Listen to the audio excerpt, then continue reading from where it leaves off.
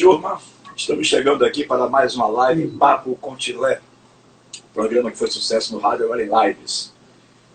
No Instagram e no nosso canal do YouTube. Por sinal, dê uma passadinha lá no nosso canal do YouTube, curta, se inscreva, para que possa nos dar um direcionamento ao nosso canal do YouTube.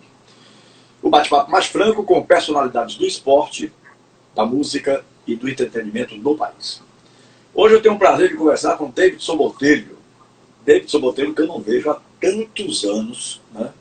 Quando da nossa torcida jovem do Esporte Clube Bahia, que era muito bacana realmente a torcida jovem, né? A torcida jovem do Esporte Clube Bahia, que na época era presidida pelo nosso querido amigo Fábio César Pires Lima, grande figura, Fabinho, e hoje me parece que trabalha com a senadora Lídice da Mata. Ele participa do escritório central da senadora Lídice da Mata. Bom, temos assuntos interessantes para conversar com o Davidson Botelho, porque esse cidadão aí é apaixonado pelas motos, por livros, lançou ontem o seu terceiro livro, como ele chama de terceiro filho, né? E também tem uma vida ligada ao Esporte Clube Bahia. Então acho que vai ser um papo bem bacana. Mas para a gente começar, eu vou abordar primeiro o livro, porque foi o tema, inclusive, do que nós combinamos para fazer essa live de hoje. Davidson, muito obrigado, viu, querido, pela sua participação aqui. Boa noite, um grande abraço para você. Prazer em revê-lo, mesmo que seja através de uma live, e de ouvi-lo, como vou fazer a partir de agora. Boa noite, Davidson. Boa noite, Tilé. Realmente, você me ouve bem aí? Que eu tô com... Muito bem, estou ouvindo muito bem. Muitos anos eu era bem menino, né? Quando você e o Fabinho fundaram lá a Torcida Jovem do Bahia, CJB. 1976, salvo engano. Eu tinha 12 anos, cara. Eu tinha 16, é isso mesmo. E a gente ia para Fonte Nova. Eu estava outro dia conversando com o Fabinho, me lembrando ali na rampa da Fonte Nova, a gente arrecadando dinheiro, pedindo dinheiro para poder acompanhar o Bahia nas viagens. Campeonato baiano, campeonato brasileiro, a gente ia de ônibus. Meu pai trabalhava no Bahia, né? Meu pai foi supervisor da área da divisão de bases. Valdir Botelho. Isso. Eu fui atleta do Bahia por muitos anos. Joguei um pouquinho de bola também. Jogava de quê? Jogava de zagueiro. Zagueiro. O meu marco maior foi jogar Bebeto no dia que Bebeto foi fazer o teste. O treino foi no Colégio Militar com Belmar Santana.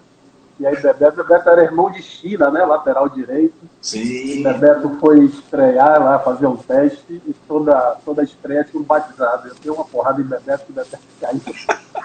Do outro lado do campo, veio uns 10 bater em mim. Mas passou muita gente boa nessa época, viu? Bebeto, Jaguaraci, Arquimedes. Muita gente. E o Tio, que foi um craque de futebol. Boa. Tinha Dito também, né? Dito, filho de Expedito. Dito, centroavante. Passou muita gente boa. Chiquinho, goleiro. Chiquinho Cesósimo.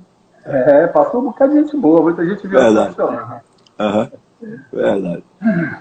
Sim, David, eu vou começar o papo pelo livro, como eu lhe falei, porque foi o assunto que a gente, inclusive, combinou fazer a live de rapaz, esses fones. O meu ouvido está muito pequeno, né? Que o fone não consegue ficar dentro, porque não. Mas geralmente a orelha cresce. Com a idade a gente vai passando, a orelha vai crescendo. Rapaz, não consegue ficar, fica querendo cair, mas eu vou tentar aqui. Depois eu vejo como é que eu faço melhor para a próxima live. Sim, então, esse seu livro você denominou de terceiro filho, né? Nas suas divulgações nas redes sociais, você disse que era o seu terceiro filho.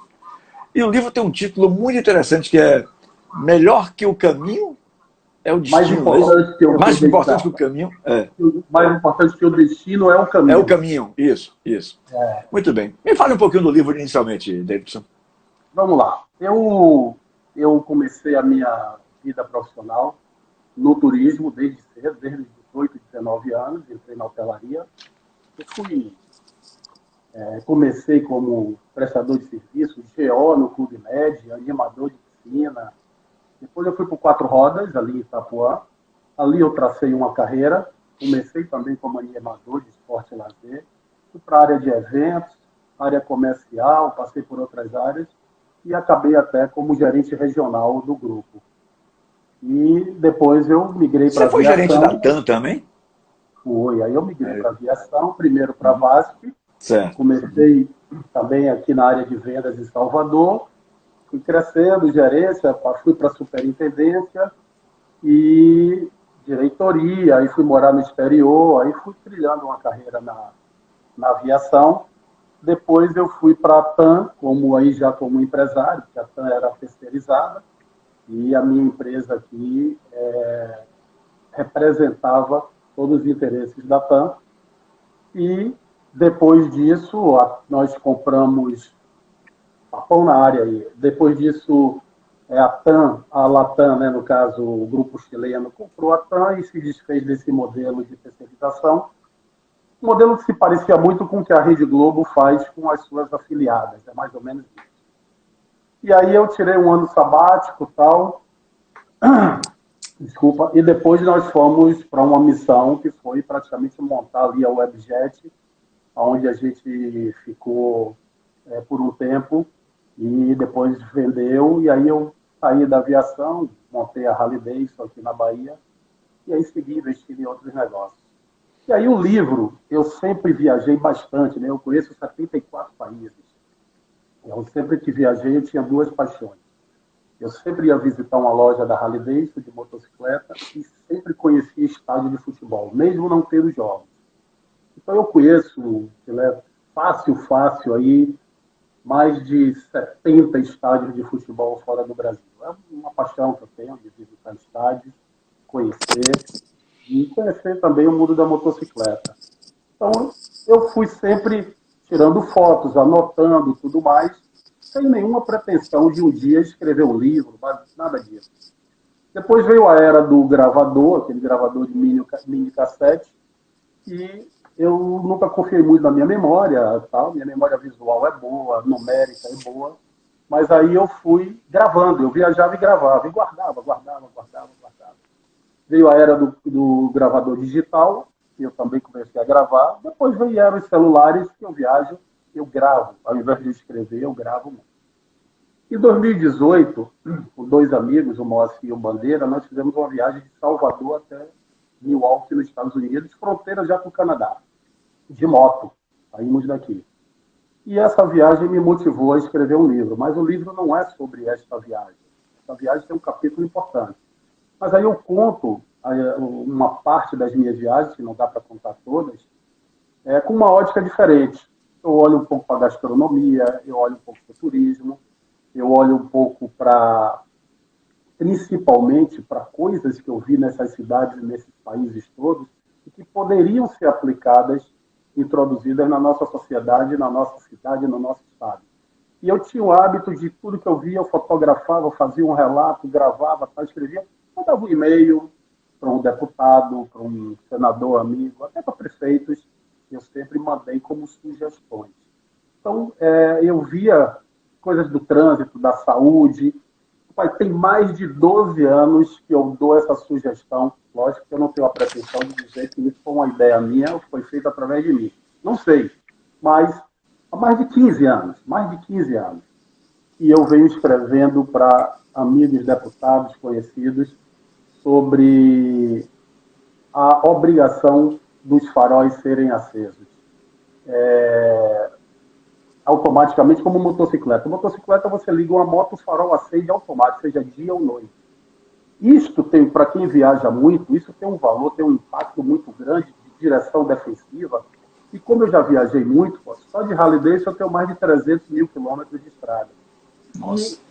E eu via na estrada, na prática, nas ultrapassagens, nas curvas, de dia, como um farol aceso de lá para cá, no sentido contrário, facilita a sua visão e evita acidentes. E eu vinha escrevendo muito. Então, eram dicas como essas que eu sempre anotava e dava. Dicas de urbanismo, de turismo.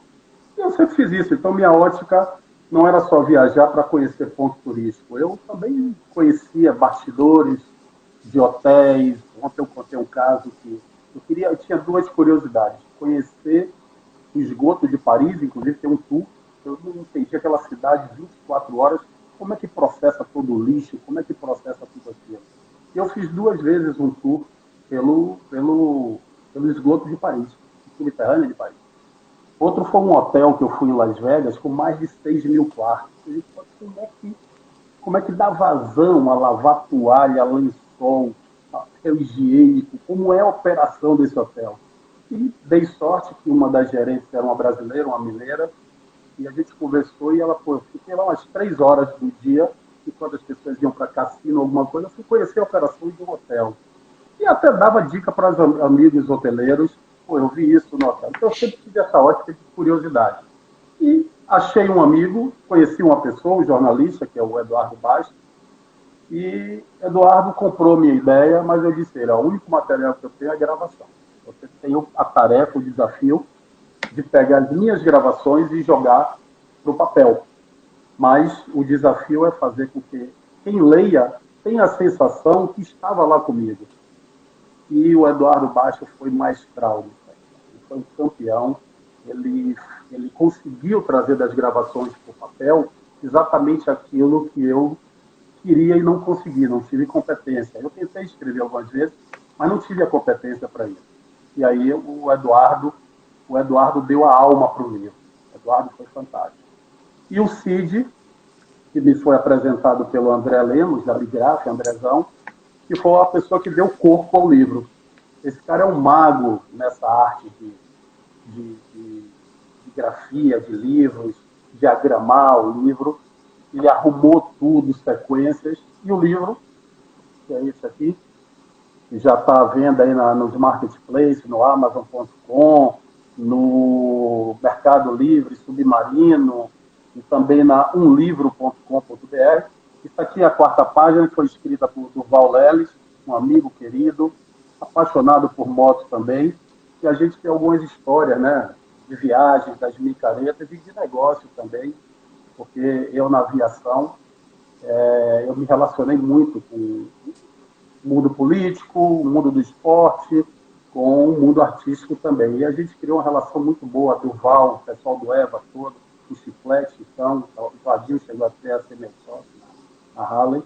E aí o livro conta tudo isso, 250 páginas, numa linguagem bem fácil, com fotografia, mas não esperem ter fotografias assim de um fotógrafo profissional, até porque eu não sou, e tenho essa humildade, tem muitas fotografias que foram feitas com celular, e meramente para registrar e compor a cena da minha narrativa, e não como um álbum de fotografia.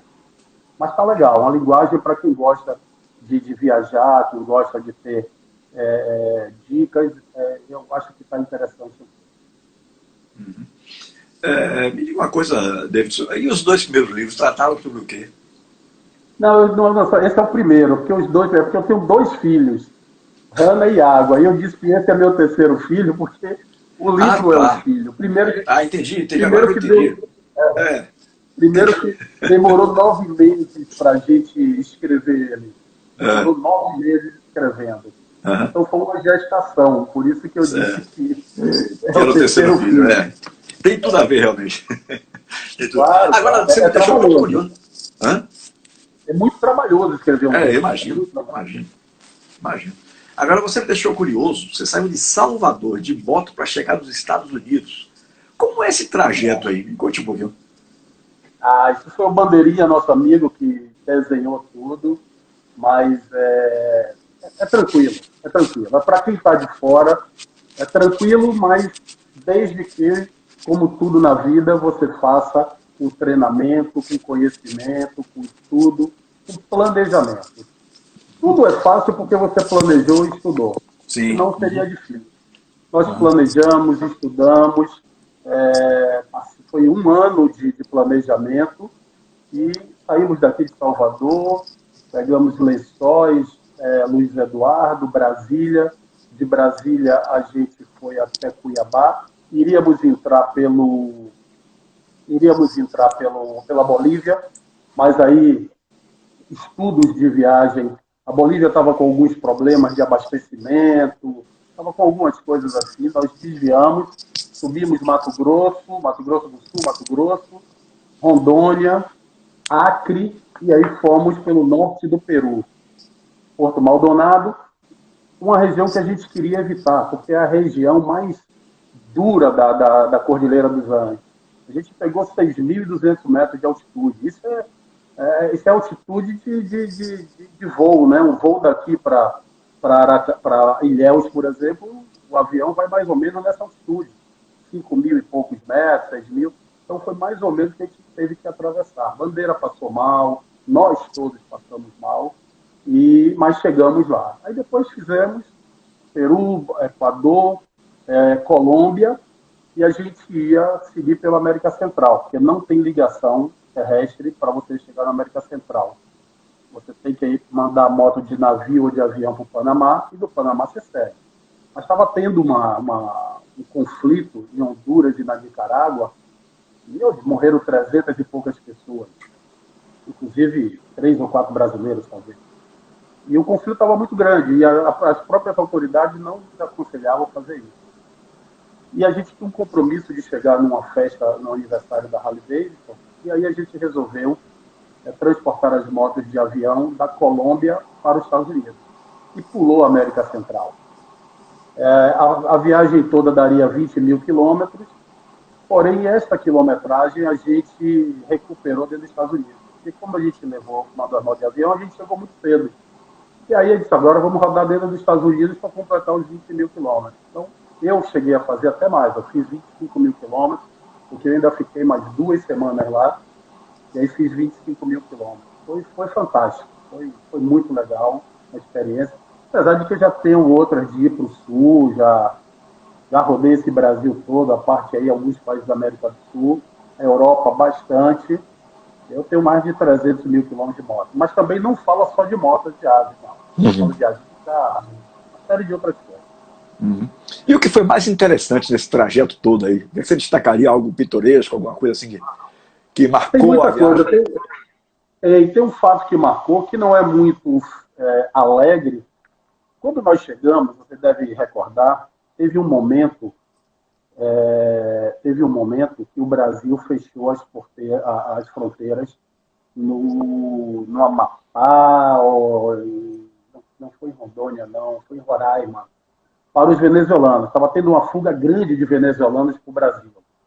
E o problema aí, na época o Temer era presidente e mandou fechar a fronteira.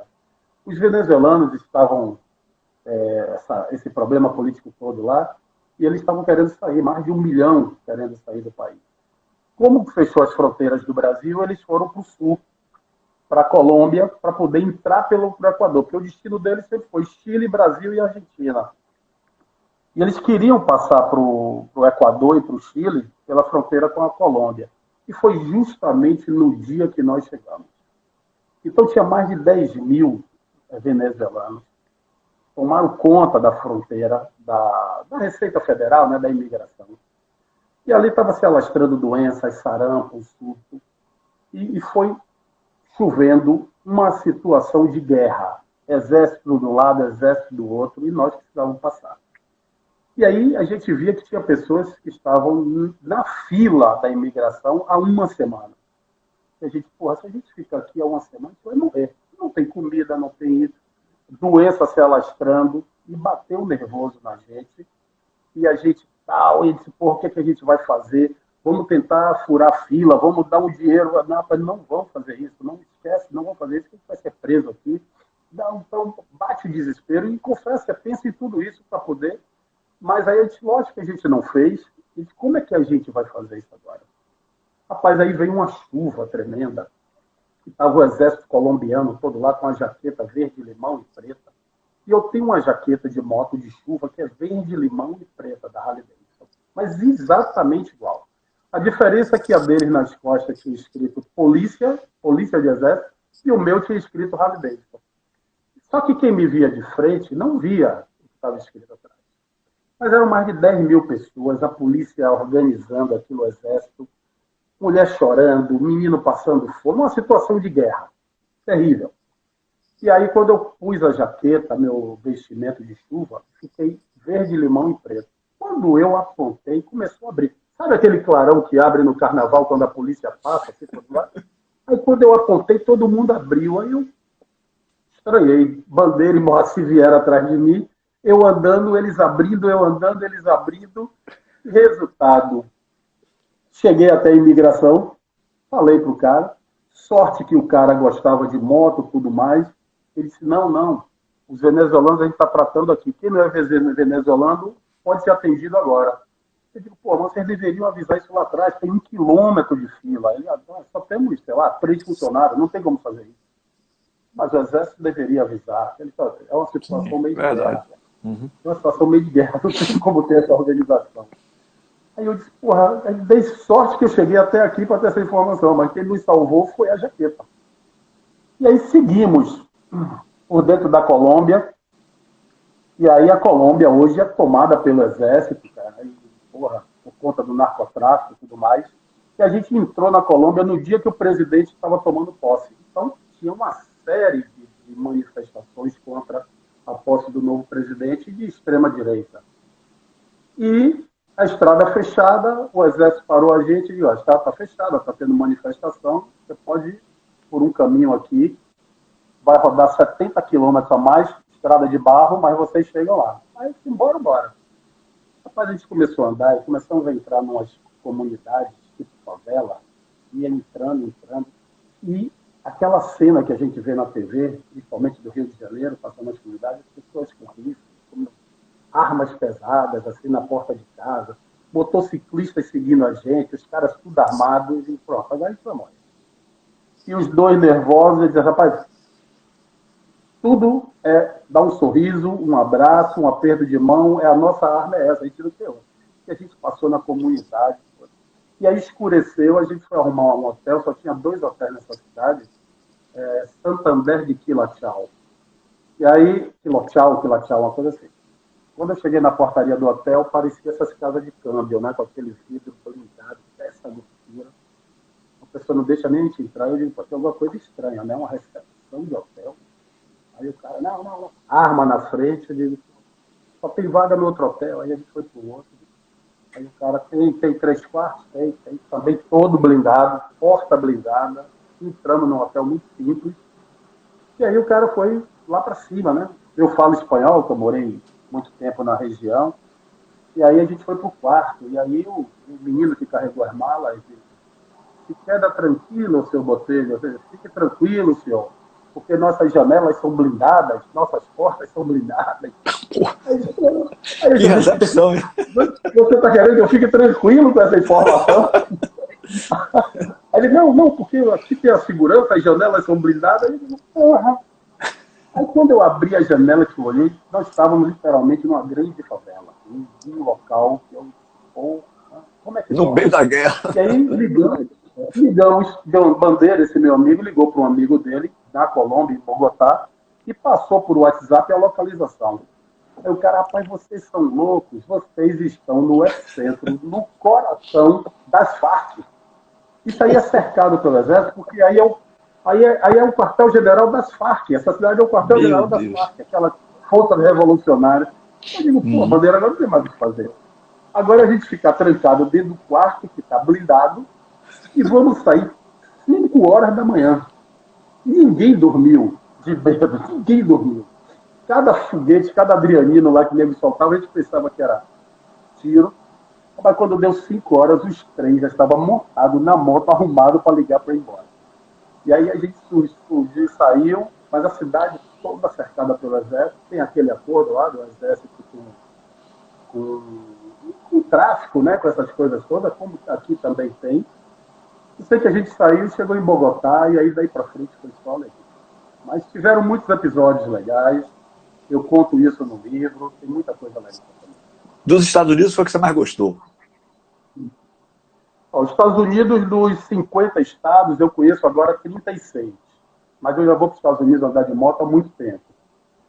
Eu gosto do centro-oeste americano, muito. Apesar de que a Califórnia, para mim, é um país, né? Inclusive, se a Califórnia for separada dos Estados Unidos, a Califórnia deve ser o 5º ou 6º PIB do mundo. Mas o centro-oeste americano, Utah, Arizona, Colorado, Nevada, o Texas, Alabama, essa região do centro-oeste americano, eu gosto bastante. A beleza natural é fantástica.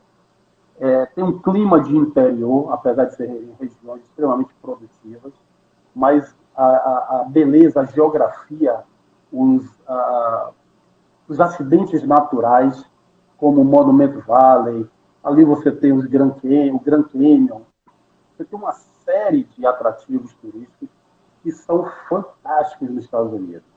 Então, o Centro-Oeste, eu gosto dos Estados Unidos, amo a Europa, mas o centro dos Estados Unidos, ali, esses estados que eu falei, são realmente diferentes.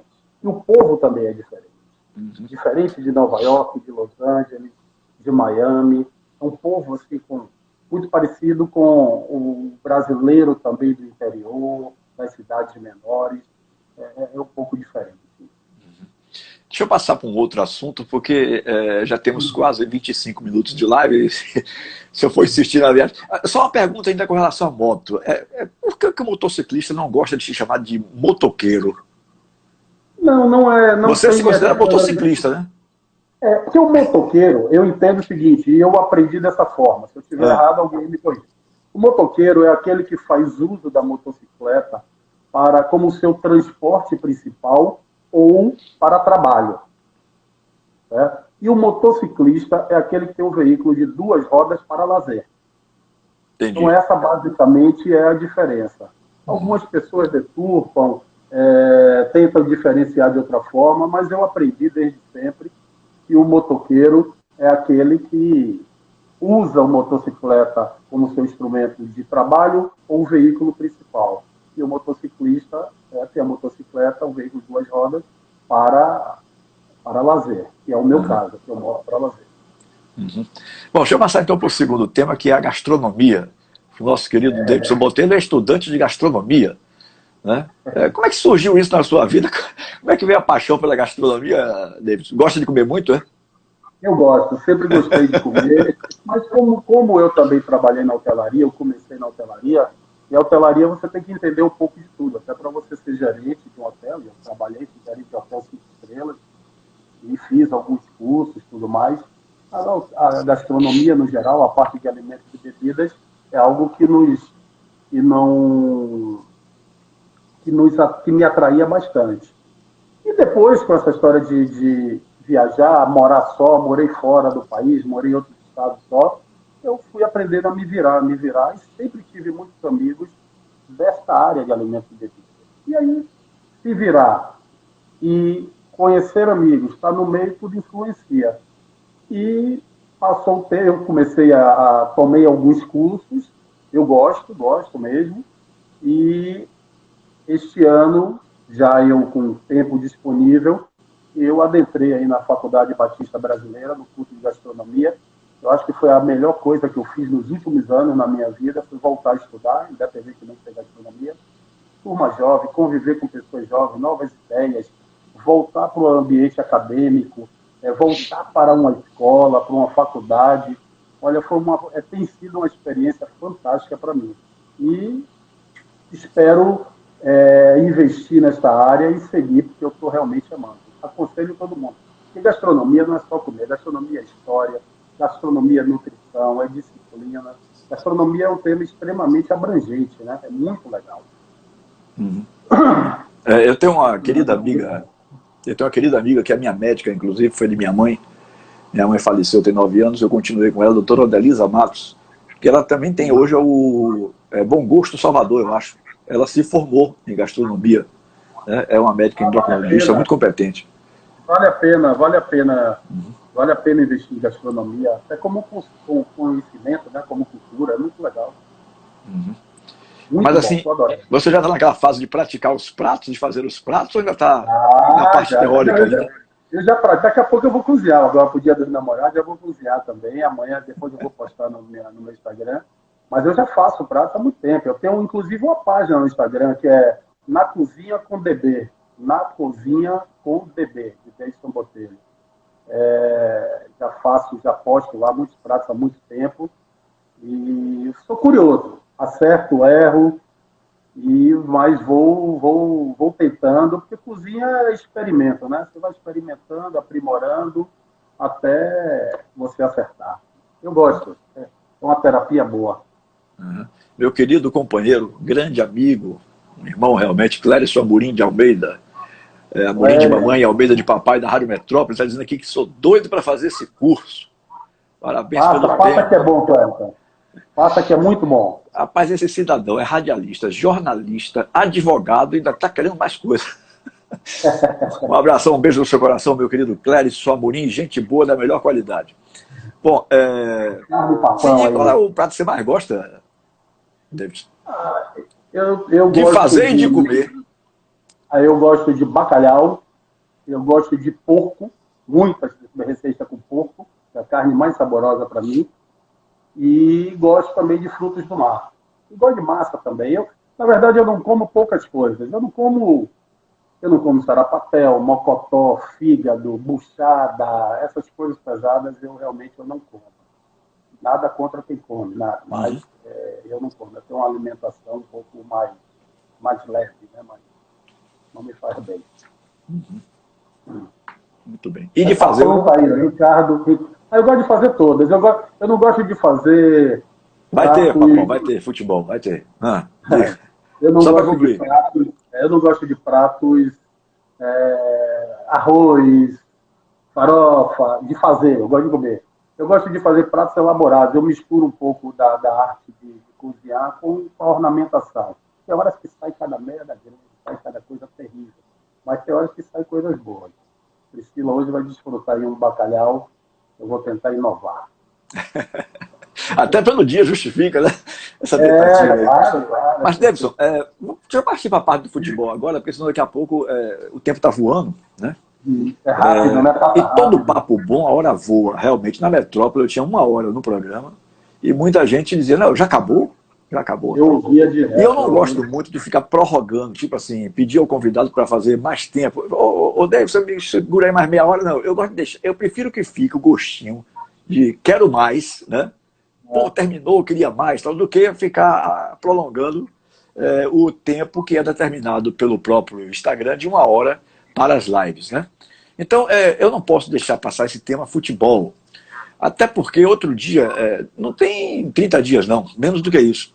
Eu entrevistando o Marcelo Guimarães Filho aqui, ele me disse, ele aí contou o episódio que algumas pessoas ligadas ao Bahia tinham tentado convencê-lo a desistir, a largar a presidência do clube depois daquele 5-1 ou do 7-3, alguma coisa mais ou menos assim, né? A pressão começou para que ele saísse da presidência e tal.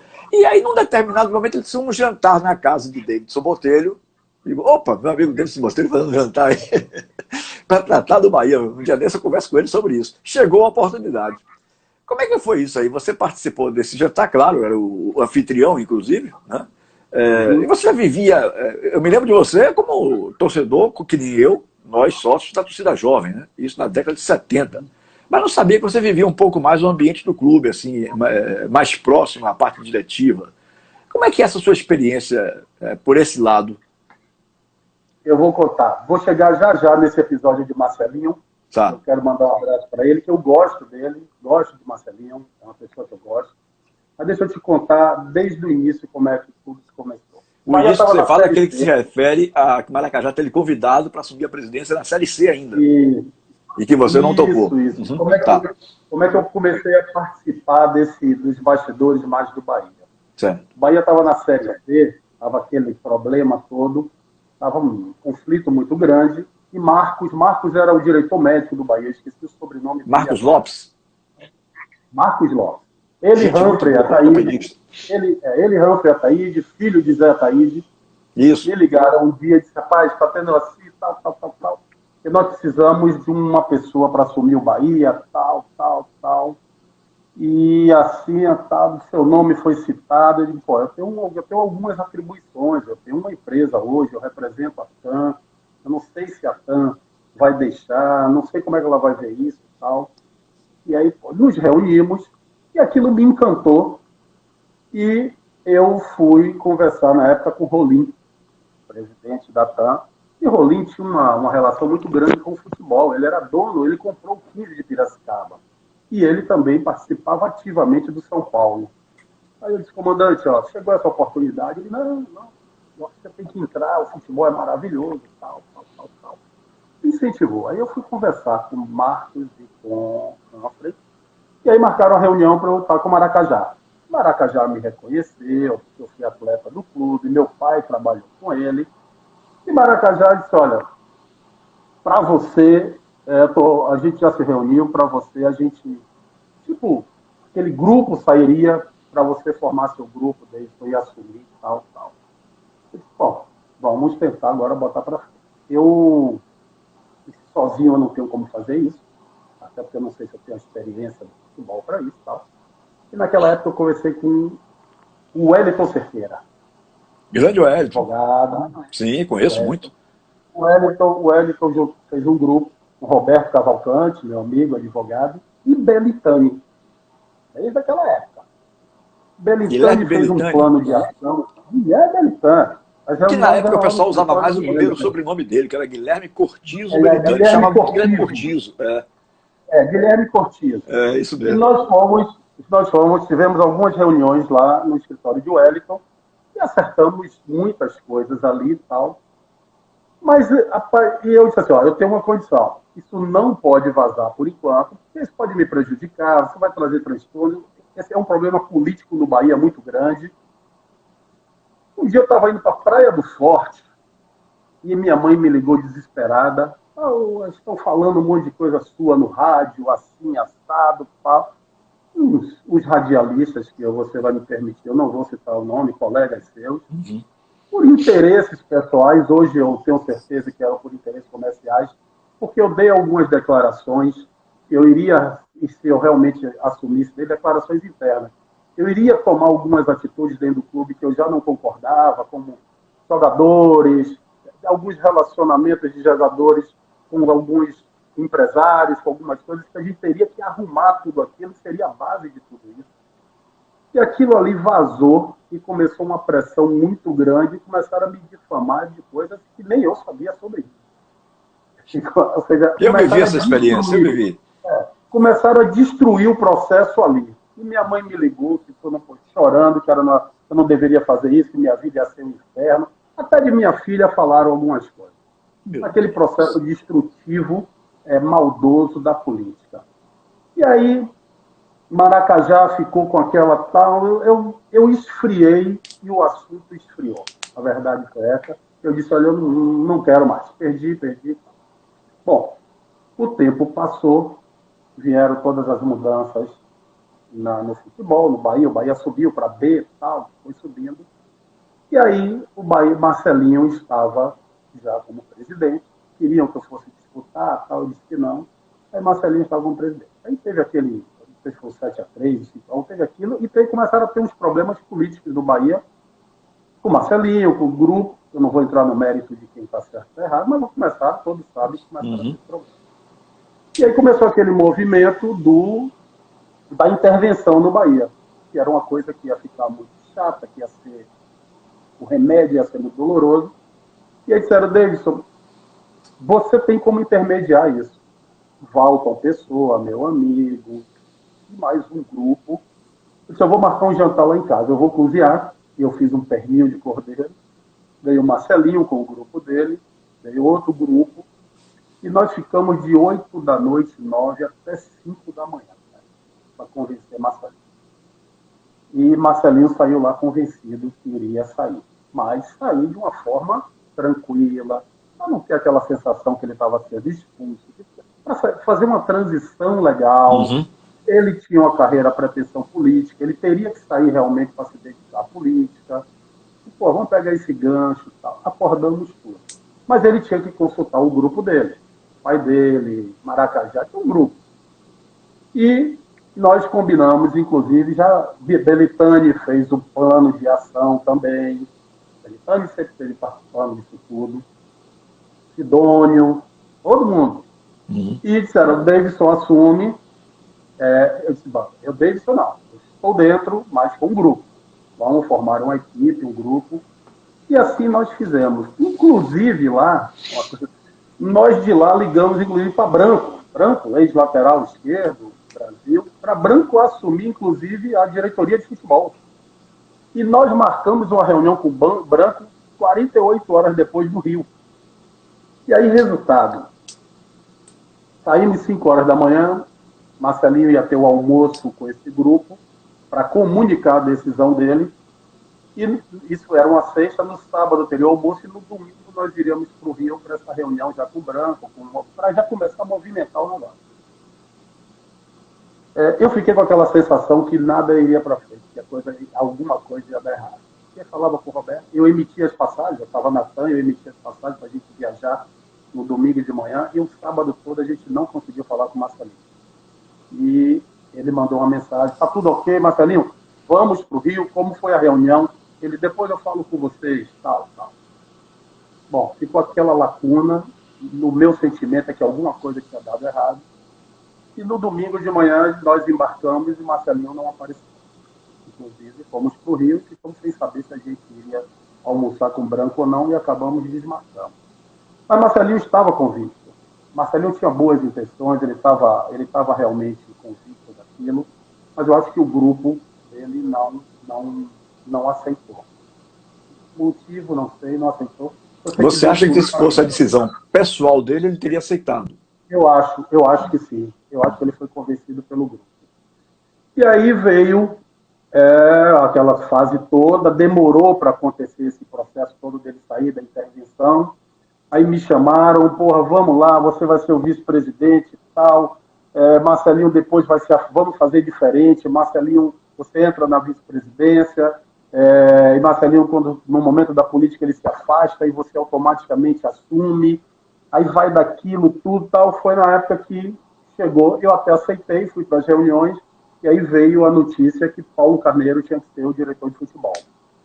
Aí eu disse, olha, eu discordo, porque a gente já tinha um outro plano, e, pô, vocês contrataram o diretor de futebol sem falar com o vice-presidente, que vocês estão convidando, que sou eu. Aí tiveram essas discussões, ou seja, por algum compromisso que alguém fez, de alguma forma, eu fui para as reuniões, mas lá mesmo eu acabei declinando, porque eu disse, eu não posso já entrar num negócio que está começando de uma forma que eu não concordo. E aí a coisa não foi. Por azar seu, aí eu digo por azar seu e eu vou te dizer isso porque aí eu fui morar na Inglaterra, quando eu vendi a empresa, fui passar um ano na Inglaterra estudando e tal, e aí eu recebi uma ligação de um tricolor deputado junto com um advogado dele, olha, teve intervenção, isso, aquilo, outro, e vai sair a chapa para ter a eleição direta, e o grupo se reuniu tal, e gostaria que fosse você tal. Eu digo, pô, eu estou morando na Inglaterra, estudando, e já tem um compromisso aqui de assumir a Webjet na minha volta, nós estamos montando uma companhia aérea, não vai dar para mim, não, tem que ser. E nesses intervalos que eu vim aqui, no Brasil, tivemos reuniões, e aí foi daqui, foi de lá, e eu acabei não aceitando. E aí foi onde surgiu o nome de Fernando Schmidt. E por que é azar seu? Não que você seja pior, melhor que eu. Fernando Schmidt era um nome muito mais forte do que eu.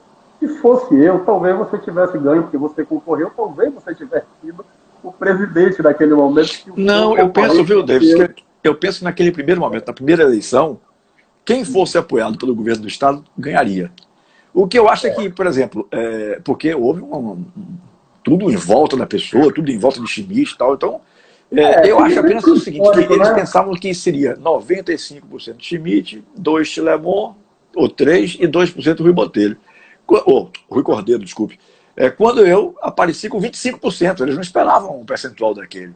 Foi grande, eu lembro. Na eleição daquela, né? Mas eu acho que ali teria Schmidt, qualquer um, você, Schmidt, qualquer um, não é diferença ninguém não, é pelo esquema que estava armado.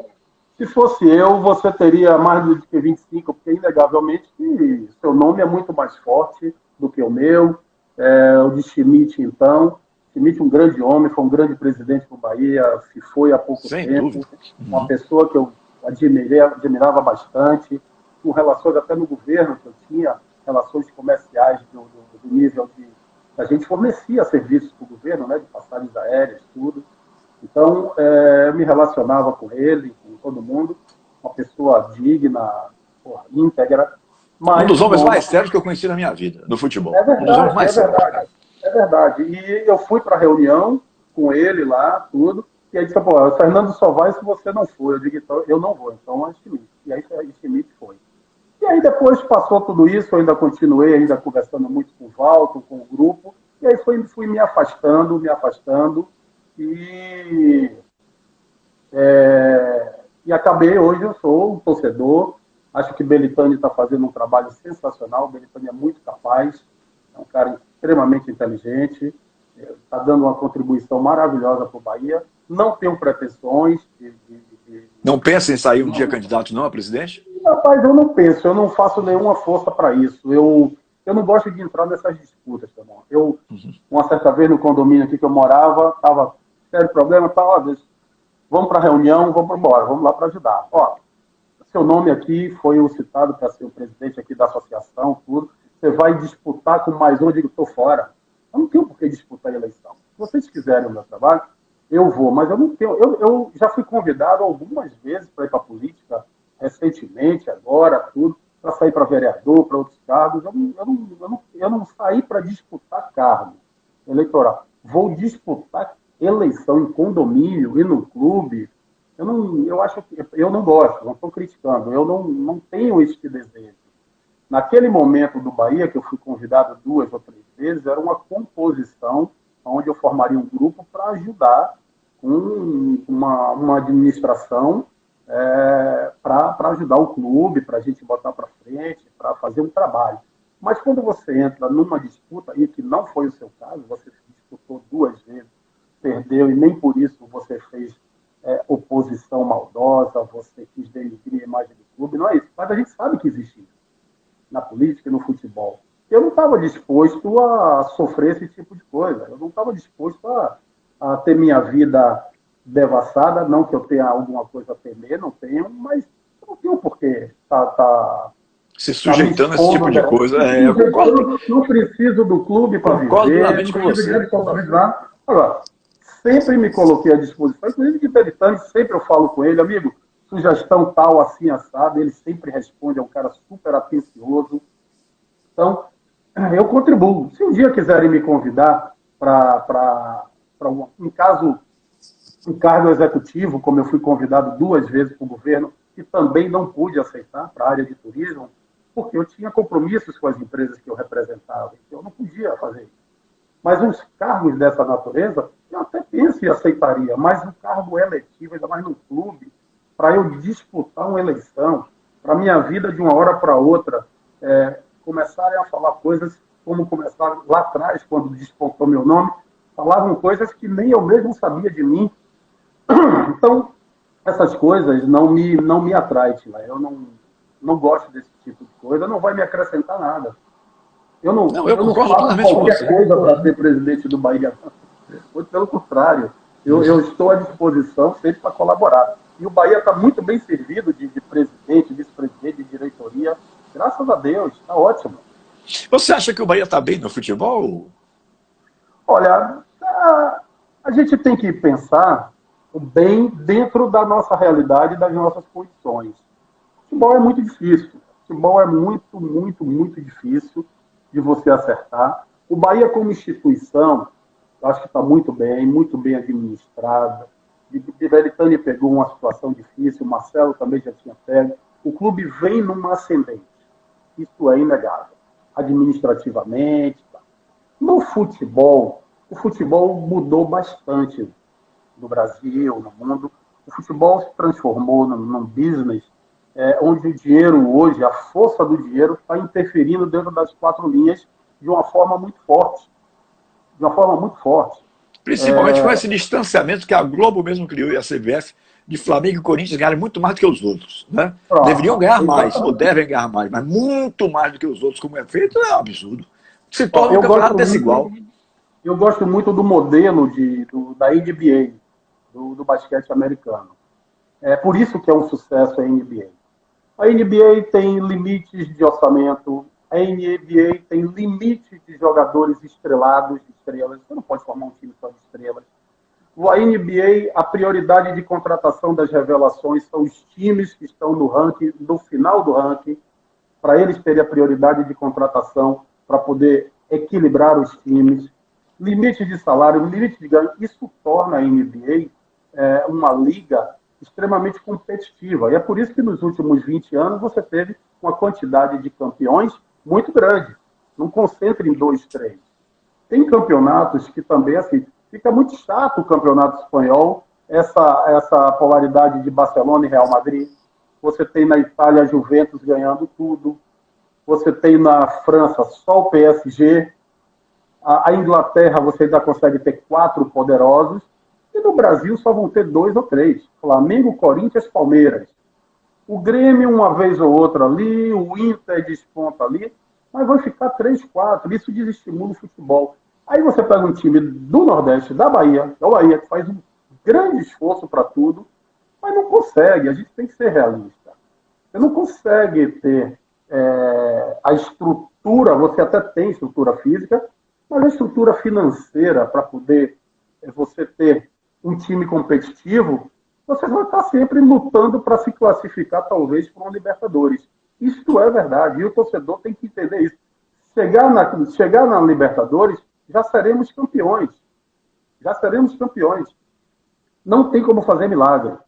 Não tem como segurar as revelações aqui. Você foi empresário de jogador de futebol, você sabe. Não tem como segurar as revelações de jogadores. Não tem mesmo. Uhum. Não tem. O dinheiro, qualquer 8 milhões para o Bahia, para o Vitória, é muito dinheiro. Para um time desse lá fora, é menos de meio salário de uma grande estrela.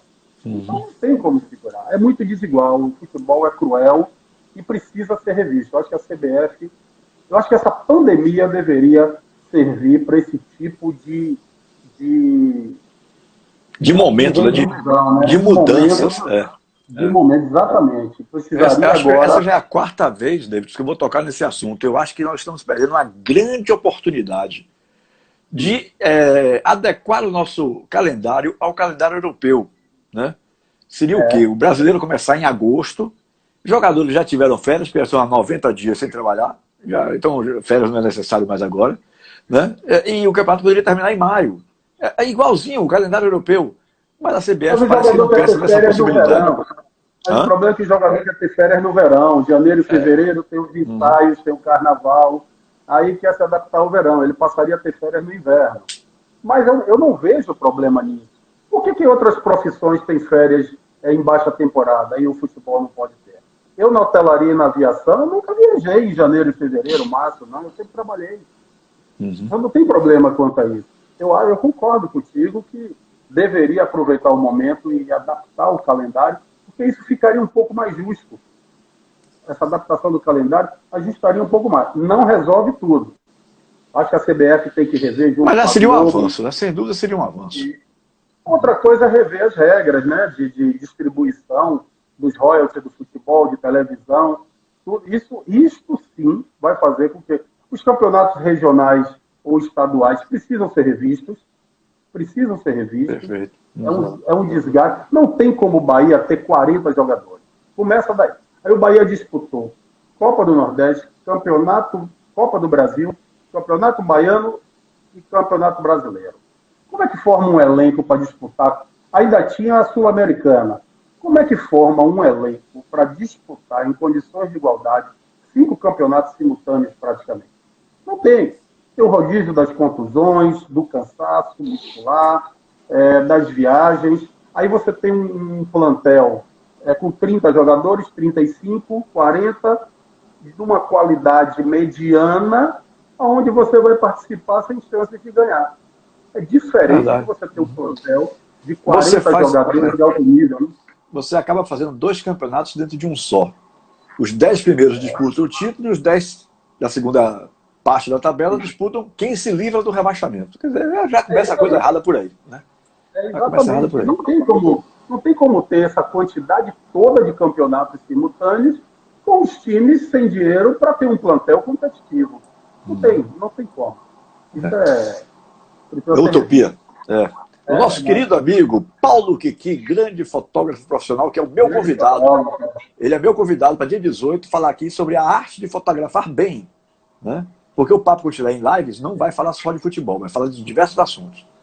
Todo e qualquer assunto que seja interessante, estabelecer uma pauta, a gente faz. Paulo Kiki está sugerindo a você aqui montar o restaurante 59 é nosso, 88 também. É uma boa ideia. É um bom nome, é um bom nome, é um bom nome, é um bom nome. Mas, Davidson, meu amigo, muito obrigado pela sua participação aqui na live. Foi sensacional o seu papo. Eu teria como realmente alongar a conversa, porque essa sua viagem de moto daqui para os Estados Unidos, cabia mais perguntas, porque realmente, meu amigo, um negócio Mas aí fantástico. você não vai ajudar a vender o livro. E precisa vender o livro, porque a receita do livro é para uma instituição de caridade aí do bairro da Sussuarana. Sim. A gente fundou ela já tem 19 anos, são 200 crianças, e essa receita vai toda para a creche Criança Feliz da Sussuarana. É uma obra social que a gente tem o maior orgulho há 19 anos aí no bairro da Sussuarana. Uhum. Então a gente também tem esse lado aí que é legal. Teve o Bahia, teve a gastronomia, que eu abordei pouco, porque achei interessante o livro e essa viagem para os Estados Unidos. Mas quem sabe, no futuro próximo, né, a gente faz um segundo tempo. Foi um prazer enorme. Foi um bom... muito tempo que a gente não se encontrava, eu falo sempre de você com o Fabinho, que até hoje é meu grande amigo. Grande figura. Deixa um abraço para todos, o Papão está aí, o Wendel, outro grande tricolor aí, o Wendel Mar, Paulo Kiki. Marcelinho, eu voltar a falar, falamos sobre o assunto acabou você tocando no assunto. Eu gosto muito de Marcelinho, eu acho que Marcelinho teve tudo para fazer uma boa administração, mas talvez a idade, a inexperiência, e eu acho que as influências, ou seja, o que cercava Marcelinho também, acabou não deixando ele trabalhar, muita influência externa, e atrapalhou um pouco o Marcelinho. Mas Marcelinho, eu gosto dele, ele tem o maior respeito por mim, eu por ele, sempre foi muito franco em todos aqueles momentos, sempre foi muito transparente, e eu gosto de Marcelinho Guimarães. Então, tudo que foi dito ali, que eu falei sobre esses bastidores, que eu nunca tinha falado abertamente com ninguém, viu, em público. As pessoas mais chegadas sabiam de tudo isso. Mas, se você tocou no assunto, a gente fala, até porque não tem nada de errado no que foi dito aí. Obrigado, querido. Boa noite, viu? Muito obrigado. Um abraço para você, saúde para todos aí. Valeu, meu amigo. Valeu. Obrigado, querido Davidson Botelho. Foi meu convidado de hoje aqui na live Papo Contilé.